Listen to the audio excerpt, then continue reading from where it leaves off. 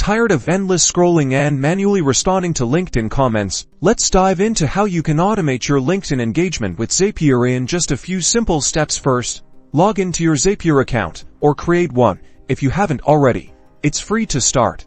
Click on the Create Zap button. This will start a new automation workflow. Now, search for LinkedIn in the Trigger app search bar and select LinkedIn Lead Gen Forms. This will be the event that kicks off our automation. Choose New Comment as the trigger event. This tells Zapier to watch for new comments on your LinkedIn posts. Then, click Continue. Connect your LinkedIn account to Zapier by clicking Sign into LinkedIn and following the authorization prompts. Make sure Zapier has the necessary permissions. Select your LinkedIn page or profile from the drop-down menu. This specifies which LinkedIn entity Zapier should monitor for new comments. Test the trigger to make sure Zapier is correctly connected to your LinkedIn account and can access your comment data. Next, it's time to set up the action. Search for Gmail or your preferred email provider. You can use this to send yourself a notification every time someone comments. Select Send Email as the action event. This configures Zapier to send an email whenever a new comment is detected. Connect your Gmail account to Zapier,